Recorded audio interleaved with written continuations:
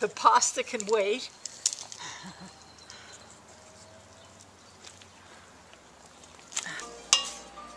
What do you call this dish? Spaghetti.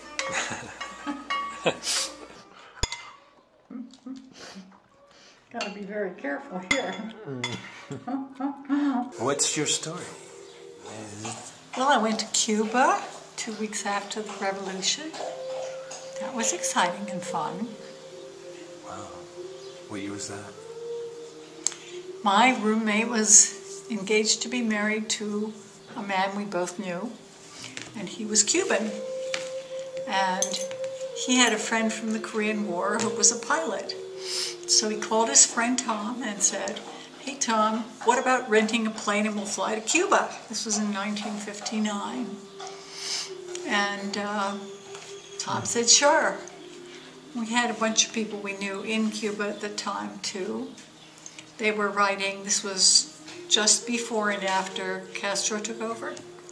Mm-hmm. And they were writing and saying, "Don't come now."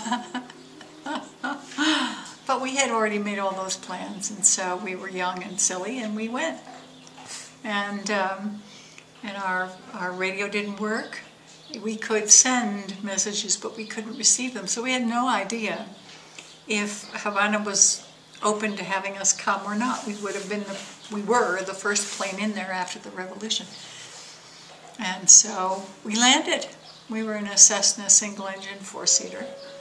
And I was having the time of my life. I thought it was great. How old were you? 22, I think. I'll have to count. 1959, I have no idea. But that's more or less correct. Okay. And when we landed, we were surrounded by about 20 soldiers with guns pointed at us. And Sam said, "Joan, act like a dumb American." And I said, "Sam, I am a dumb American." Yeah. And so the bigger soldier of the bunch took Sam and Tom and the plane away and left me with the luggage and 19 soldiers with grins, big grins. I'll show you a picture of that. Oh, God. Uh-huh. I was going to ask you, are you a pilot? No, I was the stewardess. So that's the plane you took to Cuba? That's the plane I took to Cuba. And so after about 15 minutes of worrying about what was going to become of me if they didn't come back, they came back and they offered us frozen daiquiris and said, "Welcome to Havana, have a good time." And off they went, and so did we. And we did have a good time. It was wonderful. So that's my story about Cuba. Interesting. It was a blast. It was so much fun and interesting. Entonces es posible ir en todo el mundo por menos costa. Sí.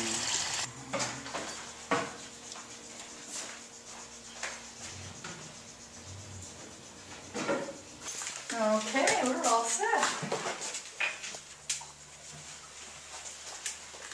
Honey, come over here. That a good. Okay, down. Good girl. Yes. Oh, 3 of you. So cute. Okay.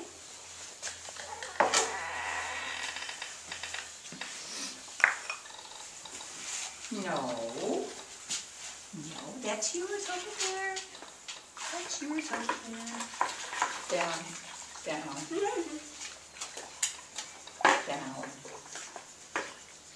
Hero. That's better. Yeah.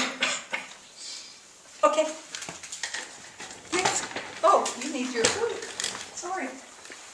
I forgot. Here you go. Okay, honey. Okay, good girl. Mom, you forgot something. I was in a Jungian workshop, and the task was to have a conversation with an archetype. Mm-hmm. I said, "Oh, sure."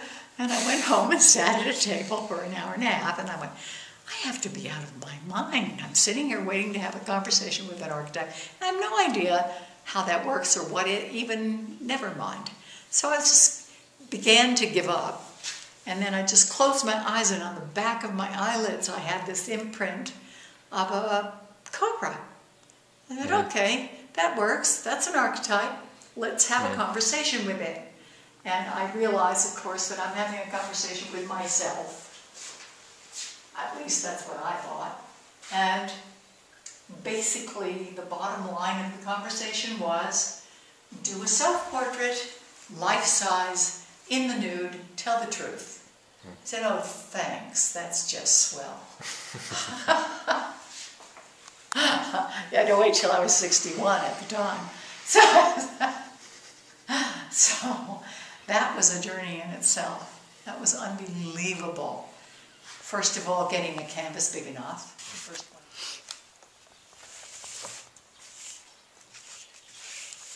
This is Green Short. Out beyond ideas of wrongdoing and right doing, there is a field. I'll meet you there. When a soul lies down in that grass, the world is too full to talk about. Ideas, language, even the phrase each other doesn't make any sense.